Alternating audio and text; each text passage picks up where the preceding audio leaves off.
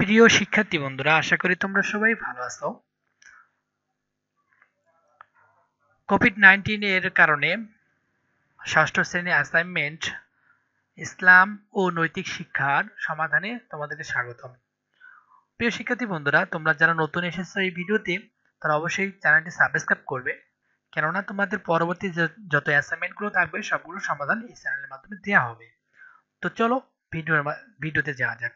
তো প্রিয় শিক্ষার্থী বন্ধুরা, ষষ্ঠ শ্রেণী ইসলাম ও নৈতিক শিক্ষার যে অ্যাসাইনমেন্টে দেওয়া হয়েছে, তো সেখানে সংক্ষিপ্ত প্রশ্নগুলো দেখো তোমরা।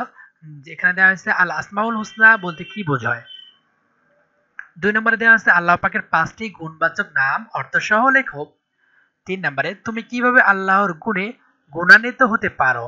4 নম্বর দুনিয়া ও আখিরাতের শস্যক্ষেত্র ব্যাখ্যা করো।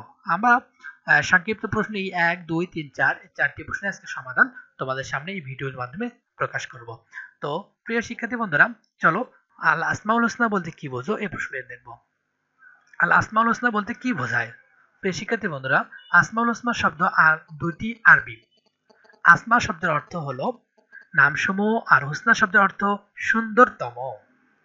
অর্থাৎ আসমাউল হোসনা অর্থ সুন্দরতম নামসমূহ।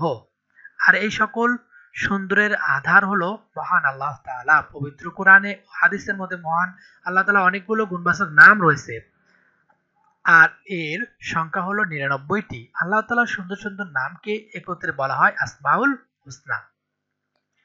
তো প্রিয় শিক্ষার্থী বন্ধুরা, এই সুন্দরভাবে যে প্রশ্ন উত্তরটি দেওয়া রয়েছে, এটা তোমরা অবশ্যই অবশ্যই ভালো করে পড়বে নেবে। তো তৃতীয় প্রশ্নে যাওয়া যাক। আল্লাহ পাকের 5টি গুণবাচক নাম অর্থসহ লিখো। উত্তর, এখানে আমরা 1, 2, 3, 4, 5, 6, 7, 8 8টি নাম সুন্দরভাবে দেওয়া রয়েছে। মালিকুল, আল মালিকু অর্থ অধিপতি।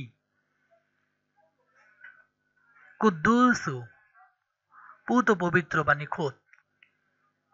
সালামু, আসসালামু শান্তি এবং নিরাপত্তা উৎস বা ত্রাণকর্তা।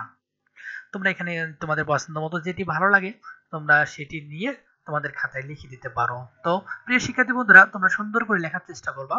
ভিডিওটি পজ করে দেখে সুন্দর করে লেখার চেষ্টা করবা। আর অবশ্যই ভিডিওতে লাইক দিতে কিন্তু ভুলবে না। তোমার বন্ধুদের সাথে অবশ্যই শেয়ার করবা। দ্বিতীয় প্রশ্ন, 3 নম্বর প্রশ্ন হচ্ছে তুমি কিভাবে আল্লাহর গুণে গুণান্বিত হতে পারো। তোমাদের যে অ্যাসাইনমেন্টে প্রশ্ন দেওয়া আছে 3 নম্বর প্রশ্ন, তুমি কিভাবে আল্লাহর গুণে গুণান্বিত হতে পারো। হাদিস শরীফে রাসূল সাল্লাল্লাহু আলাইহি ওয়াসাল্লাম বলেছেন, তোমরা আল্লাহর গুণে গুণান্বিত হও। আল্লাহ পাক বা গুণ হলো আল্লাহ তাআলার গুণবাচক 99টি নাম। আল্লাহর নামাবলী সুন্দরভাবে তোমরা এগুলো পড়ে নেবা। প্রিয় শিক্ষার্থী বন্ধুরা, 3 নম্বর প্রশ্নের উত্তরটি তোমাদের সামনে দেখিয়ে দিলাম। সুন্দরভাবে তোমরা এটা মুখস্থ করে নেবা। 4 নম্বর, দুনিয়া ও আখিরাতের শস্যক্ষেত কথাটি ব্যাখ্যা করো। আসলে আসলে দুনিয়া আল্লাহ তাআলা আমাদেরকে পাঠিয়েছেন এই দুনিয়ার মাঝে পরবর্তী যে জীবনটা আমাদের আখিরাতের যে জীবনটা সুন্দর করার জন্য। এজন্য বলা হয়েছে যে দুনিয়া ও আখিরাত, দুনিয়াতে আখিরাতের শস্যক্ষেত। আমরা এই দুনিয়াতে যা কিছু অর্জন করব তার ফলস্বরূপ আমরা আখিরাতে পাবো।